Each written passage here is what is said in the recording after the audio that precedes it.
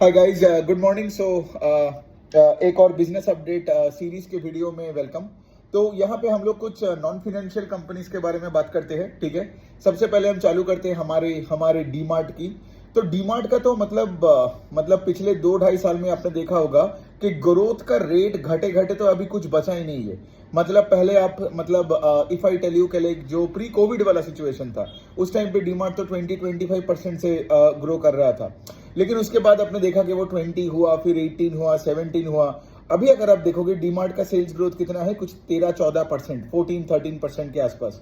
दूसरे साइड में डीमार्ट का एक और प्रॉब्लम क्या है, वो ये है कि उनका जो प्रोडक्ट मिक्स चेंज हुआ है वो एक्चुअली शेयर होल्डर के लिए खराब है। मतलब मैं आपको एक सिंपल एग्जांपल लेके बोल रहा हूँ। सोचो आपके पास दो प्रोडक्ट है, ए प्रोडक्ट है and product B. Product A let say high margin वाला प्रोडक्ट है and product B let say low margin वाला प्रोडक्ट है। तो से फॉर एग्जांपल अगर आपका इन दोनों में मैं आपको बोलूं कि आप दोनों बेच रहे हो, लेकिन कौन कौन सा प्रोडक्ट अगर ज्यादा बेचा तो आपके लिए अच्छा होगा, तो आप बोलोगे प्रोडक्ट ए ना, because product is a high margin product. जितना ज्यादा आप वो बेचोगे उतना आपको ऑपरेटिंग लेवरेज मिलेगा बिजनेस में, राइट। लेकिन डीमार्ट का उल्टा हो रहा है, जो लो मार्जिन प्रोडक्ट है वो ज्यादा बेच रहे हैं वॉल्यूम्स में। तो इसलिए क्या हो रहा है, सेल्स ग्रोथ आज जो भी 13-14% आप दिख रहे हो, लेकिन प्रॉफिट ग्रोथ उससे भी कम हो रहा है, बिकॉज मार्जिन प्रेशर और भी हो रहा है। बिकॉज वो अपने लो मार्जिन, जो ये प्रोडक्ट बी का बारे में बात कर रहा हूं, they are selling those products much more than let's say product A. अब यहाँ पे जान लेते हैं ए एंड बी क्या है। तो यहाँ पे डीमार्ट का दो ही कैटेगरी का प्रोडक्ट्स बेचते हैं। एक हो गया आपका एफएमसीजी कैटेगरी प्रोडक्ट्स, वो फूड एंड नॉन फूड दोनों मिला के एफएमसीजी बोल रहे हो। और दूसरा हो गया आपका जनरल मर्चेंडाइज अपैरल्स, फिर आपका ये बेडशीट बोलो, चप्पल बोलो, ये सारे जैकेट वगैरह बोलो, ये सब का। नाउ द थिंग इज, ये जो अपैरल वाला सेगमेंट है, ये जो जनरल मर्चेंडाइज वाला सेगमेंट है, ये जो जूता कपड़े ये सब, ये हाई मार्जिन डिवीजन है, ठीक है। लेकिन if you look eight DMart, और अगर आप डीमार्ट को ट्रैक कर रहे हो इतने सालों से, आपको समझ में आएगा कि मैं क्या बोल रहा हूं कि even I can tell you कि like probably this particular segment, this general merchandise का segment 25-28% ऑफ सेल्स हुआ करता था एक टाइम पे। लेकिन आज कितना परसेंटेज ऑफ टोटल सेल्स है उनका, कुछ 22% के आसपास। और मतलब ये जो पूरा कोविड के बाद जो हाई इन्फ्लेशनरी जो ये एनवायरनमेंट आया, इससे क्या हुआ, ये जो हाई मार्जिन वाला सेगमेंट जनरल मर्चेंडाइज का सेगमेंट, वो डीमार्ट में स्ट्रगल किया। तो आज ये segment is I think around 22% of sales. और बाकी क्या है, 78-77% है आपका वो जो लो मार्जिन वाला सेगमेंट, जो कि एफएमसीजी वाला। तो समझ में आ रहा है, एक तो पेस ऑफ सेल्स ग्रोथ घट गया, अभी कुछ 13-14% से सेल्स बढ़ रहा है, और उसके साथ साथ क्या है, आपको ऑपरेटिंग लेवरेज भी नहीं मिल रहा है। तो I think profit after tax grew by 10-11%। इसको छोड़ के भी आई थिंक अगर मैं डीमार्ट का देखूं तो अभी आई थिंक उनका कुछ 415 के आसपास स्टोर्स होगा, and they added I think 50 stores in FY25। तो इसका क्या मतलब, इसका मतलब यही कि उनका स्टोर एडिशन का जो रेट है वो भी कुछ 12-13% के आसपास है। सो बेसिकली क्या है, देखिए इतने हाई पीई में अगर आप 12-14% से ग्रो कर रहे हो तो स्टॉक पैसा नहीं बनाता है, ये मैटर नहीं करता है। ये मैं चीज बार बार सबको बताता हूं कि HDFC bank, Kotak bank, DMart, इन सब का प्रॉब्लम यही हो रहा है कि इन्वेस्टर्स पीछे देख रहे हैं और ऐसे स्टॉक्स के ऊपर SIP किए जा रहे हैं, उसके ऊपर बैठे हैं। लेकिन द पॉइंट इसके लिए मार्केट को पास से कोई फर्क नहीं पड़ता है, ठीक है। मार्केट देखता है कि गोइंग फॉरवर्ड बिजनेस किस तरफ जाएगा। सो अगर आप लेट से 100 का पी, 80 का पी दे रहे हो and you are getting a 12-14-15% का इंजन, या लेट से अगर मैं पेंट इंडस्ट्री का बात करूं तो एशियन पेंट्स तो सिंगल डिजिट से भी ग्रो नहीं कर रहे, उसका तो सेल्स डिग्रो कर रहे हैं। तो आप ही मुझे बताओ कि कैसे उसका स्टॉक शेयर होल्डर के लिए पैसे बनाएगा। Got it. तो ये लोग सिर्फ डिविडेंड ही देता जाएगा, और आप ये सब इन्फ्लुएंसर्स का सुनोगे, इनका बैलेंस शीट बहुत स्ट्रांग है, कैश फ्लो स्टेटमेंट बहुत स्ट्रांग है, free cash flow to the firm generate करते हैं, ठीक है, प्रोमोटर होल्डिंग बढ़ा रहा है, ये सब नॉनसेंस सब सुनोगे। लेकिन जब तक बिजनेस का पेस ऑफ ग्रोथ नहीं आता है, मतलब पेस ऑफ ग्रोथ जब तक हाई नहीं होता है ना, एक हाई पीई में अगर आप एक 10-12-13 या लेट से मिड सिंगल डिजिट का कोई एक ग्रोथ वाले कोई कंपनी को लेते हो, उसमें से तो पैसा नहीं बनेगा, नो मैटर वो पास्ट में कुछ भी उखाड़ा हो। सो ये हो गया डीमार्ट। अगले हम बात करते हैं एक केबल एंड वायर कंपनी का, जिसका इस बार का नंबर बेटर आया है। कंपनी का नाम है RR केबल। आपने हमेशा देखा होगा कि पॉलीकैब एंड KEI इंडस्ट्रीज, मतलब RR केबल से वो दोनों कंपनी का साइज बड़ा है, ठीक है, उनका ज्योग्राफिकल डिस्ट्रीब्यूशन भी बड़ा है, लेकिन they were growing at a faster pace than RR cable. मतलब IPO के बाद से RR केबल का तो मैं 10-12% के ऊपर का भी सेल्स ग्रोथ दिखा ही नहीं, लेकिन इस बार उन्होंने 25% से अपने सेल्स को ग्रो किया, और उसके साथ साथ उनको ऑपरेटिंग लेवरेज भी मिला। मतलब RR केबल का I think profit after tax Q4 over Q4 में आई थिंक दे ग्रीव कुछ 60% के आसपास, 60-65% के आसपास। यहाँ पे एक रीजन है कि लाइक वो जो शिपमेंट होता है ना उनका, शायद उनका कुछ शिपमेंट डिले हो गया तो पिछले क्वार्टर का इस क्वार्टर में आ गया। एंड उसके साथ साथ भी जो उन्होंने पीपीटी में क्लियरली बताया कि यहाँ पे उनका केबल एंड वायर सेगमेंट का डिमांड इज वेरी रोबस्ट, ठीक है। तो यहाँ पे डिमांड बहुत तगड़ा है, और डिमांड के साथ साथ क्या है, उनका प्राइसिंग पे भी उनका कंट्रोल है, समझ में आ रहा है, इसीलिए तो ऑपरेटिंग लेवरेज भी मिला। सो बेसिकली क्या है, आरआर केबल के if you look at it, the pace of sales growth has gone up. जो मैं डिमांड का बता रहा हूं कि pace of sales growth has come down, right, over the past few years, right. लेकिन आरआर केबल का अगर आप देखोगे, जो पहले 10-12% से ग्रो करता था, अभी वो 25% से ग्रो कर रहा है। मैनेजमेंट का गाइडेंस में उन्होंने ये बताया कि उनका जो ये केबल एंड वायर डिवीजन है, विच इज आई थिंक 90% के आसपास ऑफ सेल्स है, 85-90, आप एक बार चेक कर लेना, कंफर्म कर लेना। आई थिंक मैनेजमेंट ने ये बोला है कि they can grow that cable and wire division by 18% CAGR in the next 3 years, ठीक है। तो और उनका एक और डिवीजन है जो कि है एफएमईजी का डिवीजन। तो बेसिकली क्या है, एफएमईजी मतलब वही स्विच बोर्ड बोलो, पंखा बोलो, लाइट वगैरह बोलो, ठीक है। तो वो अभी भी लॉस मेकिंग है, लेकिन द गुड थिंग इज उनका लॉसेज रिड्यूस, मतलब अभी वो जीरो के तरफ जा रहा है, समझ में आ रहा है, मतलब यहाँ पे लॉसेज नैरो हो रहा है, which is a good sign, right. Because market हमेशा देखता है कि आगे किस तरफ जा रहे हो। सो आगे अगर मार्केट देख रहा है कि तुम लॉस कर रहे हो, लेकिन पहले जो लॉस करता था, अगर वो लॉसेज ज्यादा होता है, अगर आपका लॉस आज कम हो रहा है, so that's a good sign, right, for shareholders. तो इसीलिए आरआर केबल का नंबर मुझे खराब नहीं लगा। लेकिन एक बात मैं बोल सकता हूं, इंडस्ट्री में अगर मैं देखूं ना, तो पॉलीकैब इज अराउंड 20% का ग्रोथ इंजन, केईआई का भी वही, उनका ग्रीनफील्ड केपेक्स के बाद आप देखोगे उनका भी मैनेजमेंट का था कि लाइक 15-17% से हम ग्रो करेंगे। तो आरआर केबल का जो ये 18% का जो ग्रोथ का ये नंबर है, ये थोड़ा मुझे डिसअपॉइंटिंग लगा। बिकॉज तुम अगर एक छोटे स्केल में काम कर रहे हो, you must actually grow at a faster pace than the likes of Polycab, फिर उसके बाद तुम्हारा हैवेल्स, और उसके साथ साथ से फॉर एग्जांपल तुम्हारा केईआई इंडस्ट्रीज। हैवेल्स का भी नंबर इस बार अच्छा आया था, राइट। और उनका तो वायर का कोई डिवीजन नहीं है हैवेल्स का, एंड आई थिंक हैवेल्स का अगर जो केबल का डिवीजन है वो भी डबल डिजिट से ग्रो किया।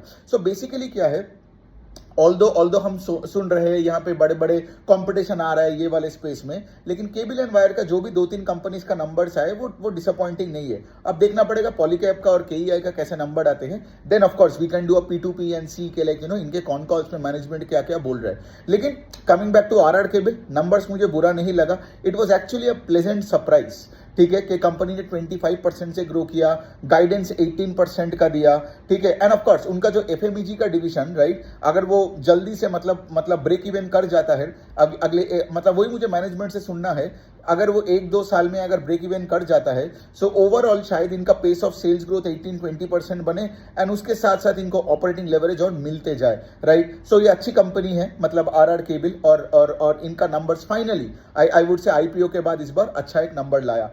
तो ये हो गया। अभी हम चलो बात करते हैं 2 डायग्नोस्टिक कंपनीज का। एक नंबर अच्छा लगा, एक नंबर बुरा लगा। अच्छा वाला जो नंबर है वो है आपका थायरोकेयर का, ठीक है। थायरोकेयर एक बेसिकली एक B2B डायग्नोस्टिक कंपनी है, मतलब लेट से दूसरा जो डायग्नोस्टिक कंपनीज है, फिर आपका हॉस्पिटल्स है, जो भी है, उनको ये डायग्नोस्टिक सर्विसेज वगैरह प्रोवाइड करता है, ठीक है। और दूसरा जो कंपनी है वो हम देखेंगे, वो है कि डॉक्टर लाल पैथ लैब, जो कि एक B2C कंपनी है। आप अगर कोई टायर 1 टायर 2 सिटी या शहरों में हो तो आपने तो पक्का डॉक्टर लाल का वो जो लैब्स होते हैं ना, आपने वो पक्का देखे होगा। फिर उनका वो बहुत सारे पेशेंट सर्विस सेंटर भी होते हैं। तो यहाँ पे क्या है, यहाँ पे ये जो डायग्नोस्टिक वाला स्पेस है, डायग्नोस्टिक वाला स्पेस में क्या होता है, ये इंसान से कोई भी, मतलब से फॉर एग्जांपल अगर डॉक्टर ने मुझे बोला कि ये ब्लड सैंपल ले लो और लेट से आप देख लो, मतलब कोई भी अगर आपका कोई डिजीज वगैरह है तो हम क्या करते हैं, हम अपना से फॉर एग्जांपल यूरिन सैंपल या ब्लड सैंपल देते हैं। तो ये डायग्नोस्टिक कंपनी यही करते हैं, यूरिन सैंपल, ब्लड सैंपल, ये सब लेते हैं, और फिर उसके बाद उस पर टेस्ट करके देखते हैं कि भाई मेरे अंदर क्या प्रॉब्लम हुआ है, ठीक है। अब यहाँ पे आप देखोगे कि लाइक पैथोलॉजी का मतलब क्या है कि लाइक डिजीज का डिटेक्शन है ना, तो ये सारे पैथोलॉजिकल टेस्ट करते हैं।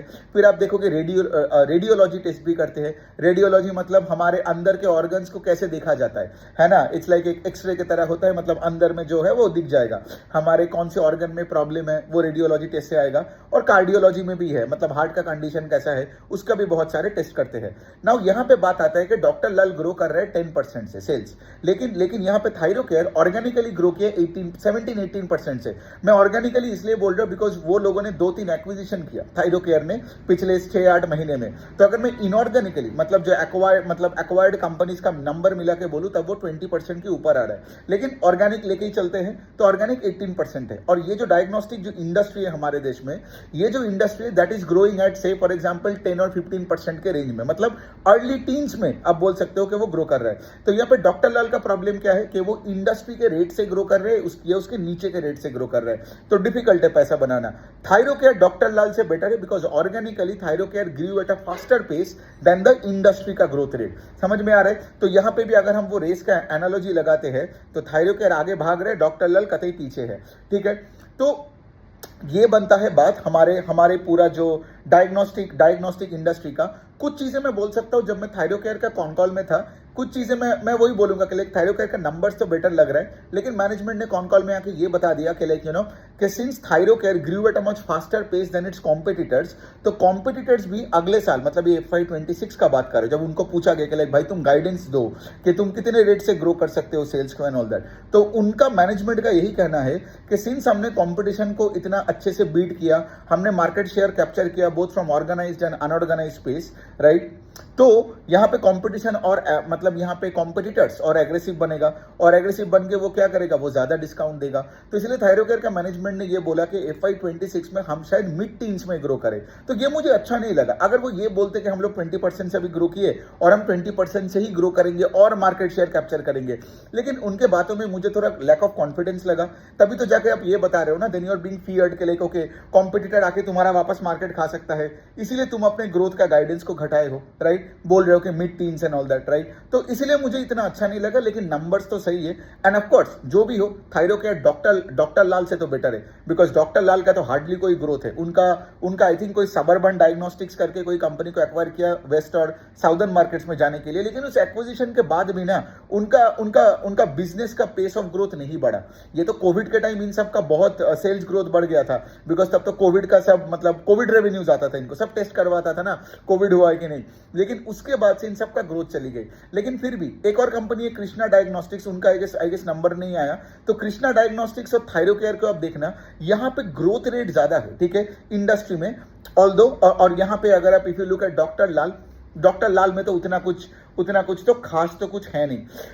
सो यही है, मतलब अच्छी कंपनी है थायरोकेयर, अच्छी कंपनी, बहुत अच्छा लगता है मुझे। लेकिन हैविंग सेड दैट, वही तुमने अपने गाइडेंस में वो सब क्यों बोला? I need more confidence from the management ना, कि लाइक बोले कि लाइक हाँ हम और मार्केट शेयर कैप्चर करेंगे, बिकॉज ये जो पूरा खेल है ना डायग्नोस्टिक्स का, ये पूरा वॉल्यूम लेड गेम है। यहाँ पे कोई प्राइस हाइक नहीं कर सकता है, एंड यहाँ पे ऑर्गेनाइज मार्केट, सॉरी यहाँ पे the unorganised market is immense. और वो भी है ना, आप लॉजिकली सोचो ना, आपको लेट से अगर ब्लड सैंपल वगैरह किसी को देना है या जो भी है, आप यहाँ से 10 किलोमीटर तो चल के नहीं जाओगे, डॉक्टर लाल का कहाँ पे दुकान है, राइट। आप क्या करोगे, आपके लोकल कोई डायग्नोस्टिक है तो वहीं से बंदा बुला लोगे, वो घर में आएगा, आपका वो ब्लड सैंपल लेके वो निकल जाएगा। सो ये भी एक इशू है कि लाइक इट्स अ कॉमोडिटाइज्ड बिजनेस। और डॉक्टर लाल अभी क्या करने का कोशिश कर रहे हैं ना, वो पैकेज में एक डील बना के दे रहे हैं। मतलब वो यही बता रहे हैं कि आपके सारे मतलब से फॉर एग्जांपल टेस्ट का एक किट है, ठीक है, हम आपको सारी चीजें एक साथ कर देंगे, तो उससे क्या है, जो कस्टमर्स वो लेते हैं वो ज्यादा मार्जिन एक्रेटिव बनते हैं देन लेट से जस्ट एक ब्लड सैंपल लेना या कोई यूरिन सैंपल लेके चले जाना। समझ में आ रहा है? तो यही है, थायरोकेयर डॉक्टर लाल से बेटर कर रहा है। आई थिंक Q3 में भी बेटर किया था, इस बार भी बेटर किया, लेकिन वही जो कॉन कॉल में मतलब वो कॉन्फिडेंस नहीं दिखा पाता है और गाइडेंस बोलता है कि 20% से कम होगा, मतलब compare to what they did in Q4 over Q4, मतलब उतना फिर मतलब फिर बात मेरे लिए मीडियोकर बन जाता है। सो एनी विच वे ये हो गया। अब चलिए हम थोड़ा सीमेंट का बारे में बात करते हैं। सीमेंट इंडस्ट्री में कोई ग्रोथ नहीं है, ठीक है, मतलब अगर मैं पूरा इंडस्ट्री का बात करूं तो डिमांड ग्रू 3 to 4%, ठीक है। और यहाँ पे हम बात करते हैं दो मेन सीमेंट कंपनी का जिनका पूरा कॉस्ट कंट्रोल है, राइट। एक हो गया हमारे अदानी सीमेंट, अदानी मतलब वही अंबुजा और ACC सीमेंट, और दूसरा होता है हमारा अल्ट्राटेक सीमेंट, राइट। ये दोनों मार्केट लीडर्स इन सीमेंट है। तो आपने देखा होगा अल्ट्राटेक सीमेंट ने इंडिया सीमेंट्स को खरीदा, और यहाँ पे तो अदानी सीमेंट्स मतलब यहाँ पे तो फिर वो यहाँ पे वो क्या नाम है उसका, एसीसी सीमेंट को खरीदा, है ना। तो यहाँ पे सारे एक्विजिशन वगैरह हो गया, सब अपने अपने डॉन बन गए, लेकिन द पॉइंट इसके लिए यहाँ पे कोई ग्रोथ नहीं है, ठीक है। बिकॉज क्या है ना कि गवर्नमेंट केपेक्स उतना हुआ नहीं है इलेक्शन के बाद से, राइट। आप सबको तो ये तो पता ही होगा, राइट, कि अगर केपेक्स साइकिल नहीं बढ़ता है, अगर यहाँ पे गवर्नमेंट का इंफ्रास्ट्रक्चर में स्पेंड नहीं बढ़ता है, तो फिर क्या है, सीमेंट का डिमांड भी उतना नहीं लगता है। बिकॉज सीमेंट सोचो ना, हर जगह लगता है। कोई भी पोर्ट बनाओ, रेलवे बनाओ, एयरपोर्ट बनाओ, या आपका कोई घर बनाओ एंड एवरीथिंग, राइट, वहां पे कोई भी कंस्ट्रक्शन हो, वहां पे आपको सीमेंट लगता है। तो यहाँ पे जैसे मैं फॉर एग्जांपल अगर अल्ट्राटेक का बात करूं, अल्ट्राटेक का अगर मैं ऑर्गेनिक ग्रोथ का बात करूं तो वो मिड सिंगल डिजिट में है। अगर मैं अदानी सीमेंट मतलब ये अंबुजा एंड एसीसी का बात करूं, तो वहां पे मतलब अंबुजा और एसीसी का मिला के अगर मैं बोलूं, अदानी सीमेंट बोलूं, उनका नंबर्स बेटर है एक्चुअली, उनका वॉल्यूम्स ग्रू बाय 13%। लेकिन यहाँ पे क्या ना, सीमेंट प्राइसेस भी डाउन है। सो बेसिकली क्या, even though your volumes are growing at 13%, उनका I can tell you Adani cement का profit after tax fell by 10%। इसका क्या मतलब, इसका मतलब यही है कि आपके प्राइसिंग पे कंट्रोल नहीं है। End of course right, cement में सब वही देखता है ना, सीमेंट का भाव ऊपर नीचे करता रहता है। एंड सीमेंट पे खेल में ये मार्जिन उन्हीं को मिलता है जहां पे लेट से जो लो कॉस्ट लीडर होता है। समझ में आ रहा है, जैसे इंडिगो लो कॉस्ट लीडर है इन द एयरलाइन स्पेस, इसीलिए इंडिगो टिका और फिर उसके बाद वो थ्राइव भी किया। यहां भी वही है, यहां पे हमें देखना पड़ेगा किसका कितना ज्यादा लाइमस्टोन माइंस है, क्योंकि वो लाइमस्टोन से ही वो बनाता है ना क्लिंकर, राइट, और वो क्लिंकर से बनता है तुम्हारा वो सीमेंट, ठीक है। अगर किसी को जानना है प्रोसेस तो यूट्यूब में देख लो, सीमेंट बनाने का हजारों videos I am pretty sure मिल जाएगा। लेकिन the point I am trying to say इसके लिए, इसलिए क्या है ना कि मुझे ये अच्छा नहीं लगता है टू बी वेरी ऑनेस्ट, ठीक है, कि ये अगर आप इन सब का कॉन कॉल्स में रहते तो आप सबको यही, जैसे फॉर एग्जांपल मैं अल्ट्राटेक का जब भी मैं कॉन कॉल में रहा पिछले 2-3 क्वार्टर में, तो एक ही चीज सुनने को मिलता है कि लाइक भाई कॉस्ट कंट्रोल। यहाँ पर उतना ग्रोथ की बात होती नहीं है। ऑल्दो ये लोग ब्राउनफील्ड केपेक्स किए जा रहे हैं, लैंड है इनके पास बहुत, बट द पॉइंट इज के like I understand. And cement में क्या है ना कि लाइक सीमेंट में आपका लॉजिस्टिक्स पे भी कंट्रोल होनी चाहिए बहुत अच्छा सा, है ना। फिर उसके बाद पावर एंड फ्यूल पे बहुत कंट्रोल होनी चाहिए। फिर ऑफ कोर्स आपका रॉ मटेरियल पे कंट्रोल होनी चाहिए। रॉ मटेरियल प्राइसेस अगर ऊपर चला गया तो फिर भी इनका बम्बू लग जाता है। लेकिन द पॉइंट इसके लिए यहाँ पे उतना कोई ग्रोथ नहीं है। मतलब हैविंग सेड दैट, अगर मैं इनका बात करूं ना, अदानी सीमेंट का बात करूं, तो उनका जो प्लान्स है, the plans is to increase capex, मतलब उनका जो कैपेसिटी है, राइट, मतलब आई थिंक 100 MTPA से I think they would want to go to 118 MTPA by FY26, मतलब 18% का कैपेसिटी वो बढ़ा रहे हैं, ठीक है, सीमेंट का। So the point is capacity तो तुम बढ़ा रहे हो, लेकिन अगर सीमेंट प्राइसेस सबड्यूड रहता है और जनरल इकोनॉमी में let's say for example government capex उतना होता नहीं है, सो बेसिकली क्या, तुम्हारा मार्जिन पे भी कंट्रोल नहीं है और तुम्हारे टॉप लाइन पे ग्रोथ नहीं हो रहा है, तो मीडियोकर है, मतलब दोनों ही बहुत मीडियोकर है। और मुझे सिर्फ वो होता है ना, वही कॉस्ट को बचा के अगर मैं देख रहा हूं कि मेरे को ईपीएस ग्रोथ मिलता है, मुझे वो अच्छा नहीं लगता है। मुझे चाहिए सेल्स ग्रोथ हो बहुत अच्छे रेट से, और उसके साथ अगर ऑपरेटिंग लेवरेज मिलता है तब तो मतलब एकदम सिक्सर होता है। बट हैविंग सेड दैट, ये सारे कंपनी से ज्यादा रेट से ग्रो करने का मैं उम्मीद भी नहीं रखता हूं। मतलब ये सब अल्ट्राटेक सीमेंट इतने बड़े बड़े कंपनीज है, इसमें ग्रोथ उस रेट से कहां से आएगा, है ना। सो ये हो गया अदानी और अल्ट्राटेक सीमेंट।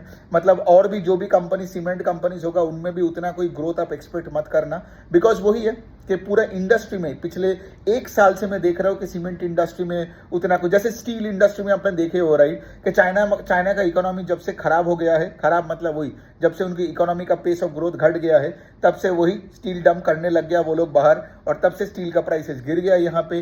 तो यहाँ पे कोई भी स्टील का कंपनी हो या स्टील पाइप बनाने वाला हो, रॉड बनाने वाला हो, आप देख रहे हो कि सबका वो मतलब कोई सबका वैल्यू डिग्रोथ हो गया। सो स्टील हो या सीमेंट हो, ज्यादा कुछ तो है नहीं। बाद में हम देखेंगे, डिस्कस करेंगे सब टाटा स्टील एंड वो सब का जब नंबर्स वगैरह आएगा तो देखते हैं क्या करते हैं। लेकिन ये स्टील एंड सीमेंट मतलब कोई ग्रोथ नहीं है irrespective of the size of the company in this space. Last एक कंपनी का बात करते हैं, CDSL, राइट। मतलब जो एक कंपनी, जब ये बुल रैली में सबको लगता है कि CDSL डिपॉजिटरी है हमारे स्टॉक्स के, वो सिक्योरिटी गार्ड है, मतलब कोई तो अपने डिजिटल स्टॉक्स को गवाते नहीं है ना, तो वही तो डिपॉजिटरी का काम करते हैं, राइट। तो हर बुल मार्केट में एक सेट ऑफ एमेच्योर इन्वेस्टर्स पैदा होते हैं जिनको लगता है कि CDSL एक स्ट्रक्चरल बेट है, और वो जाके फंसता है उसमें। देखो सिंपल सी पॉइंट है, ठीक है, हमारे BSE और NSE में जितना ट्रांजैक्शन वॉल्यूम का ग्रोथ आएगा तो उसका डायरेक्ट डायरेक्टली सीडीएसएल को बेनिफिट मिलता है, ठीक है। सीडीएसएल का एक large chunk of their sales आता है फ्रॉम ट्रांजैक्शन वॉल्यूम ग्रोथ, और अक्टूबर 2024 के बाद से आपको भी पता है कि निफ्टी सेंसेक्स सब नीचे की तरफ गया है, बेयर रैली चल रहा है, कहीं पे वॉर लग रहा है, ट्रम्प का टैरिफ का टेंशन, ये वो, और पिछले 6 महीने में मार्केट उतना कुछ नहीं चला। अब तो चलो थोड़ा रिकवरी किया एंड ऑल दैट, लेकिन अब देखोगे कि लाइक अभी मार्केट में उतना आईपीओ आता नहीं है। जब कोई आईपीओ आता नहीं है, इफ यू रिमेंबर 2023 एंड 4 में कितने आईपीओ आ रहे थे, लेकिन इस साल में तो हार्डली कोई आईपीओ आपको याद होगा।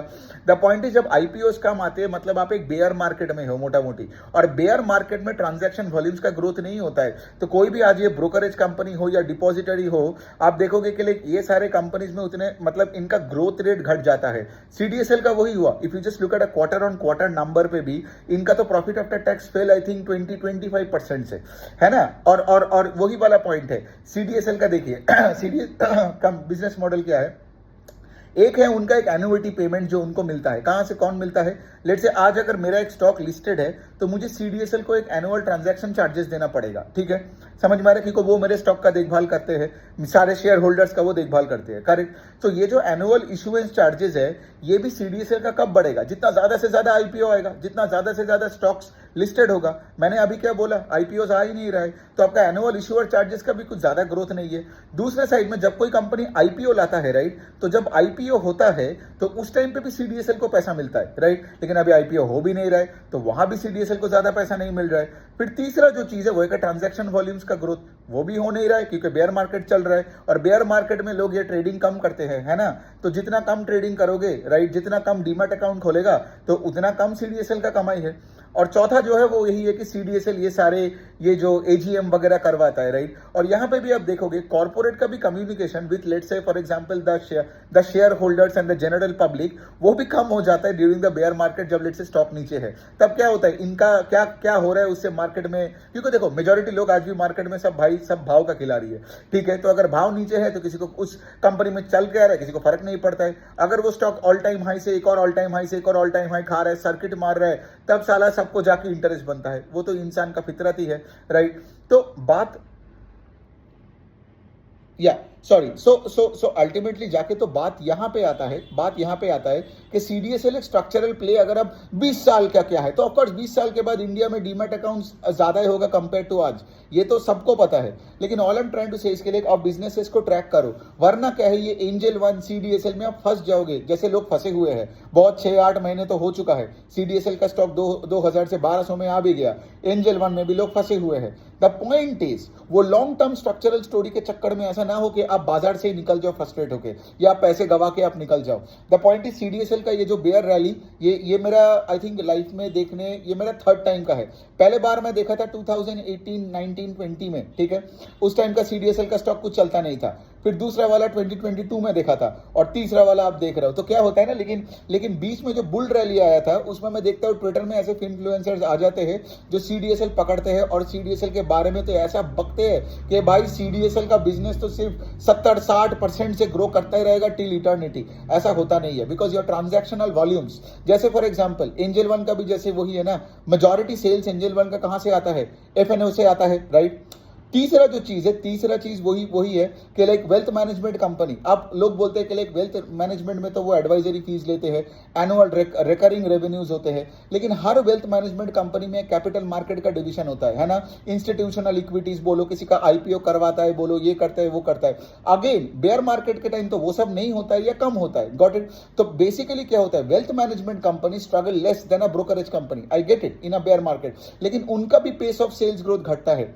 आपने देखा होगा मोतीलाल ओसवाल, फिर उसके बाद आपने देखा होगा आनंद राठी, फिर आपने देखा होगा आई गेस नुवामा का नंबर नहीं आया, लेकिन नुवामा के जब नंबर आएगा आप देखोगे उसका भी उसी रेट से ग्रो नहीं करेगा जिस रेट से नुवामा पहले कर रहा था, लेट से 50-60% से, बिकॉज नुवामा का जो कैपिटल मार्केट का डिवीजन है that division was growing at a much faster pace than the wealth management का डिवीजन। और कोई भी कंपनी का वेल्थ मैनेजमेंट डिवीजन 25 और 40% के बीच, आई थिंक 40% के ऊपर कोई भी कंपनी का वेल्थ मैनेजमेंट का डिवीजन ग्रो नहीं करता है। लेकिन ये वेल्थ मैनेजमेंट कंपनीज का जो 50, 60, 70% से जो ग्रोथ दिख रहा था, it's because of the capital markets का कंपोनेंट, राइट। और बेयर मार्केट में यही होता है, पेस ऑफ सेल्स ग्रोथ घटता है। मैं आपको ये सब इसीलिए सिखा रहा हूं ताकि आप टाइमली स्टॉक को ऐड और कट कर पाओ। सीडीएसएल को मैं बहुत अच्छे से ट्रैक करता हूं, ठीक है, एंजल वन को भी कर रहा हूं, नुवामा को कर रहा हूं, 361 मैम को कर रहा हूं, लेकिन मैं इसमें तभी घुसूंगा ना जब let's say for example Tailwind आ जाएगा, जब let's say for example management के कमेंट्री में मुझे वो कॉन्फिडेंस मिलेगा, है ना। वरना क्या है, मैं आज लेके बैठा रहूं ये सोच के कभी ना कभी बढ़ेगा, और क्या पता अगले 1 साल नहीं बढ़ा,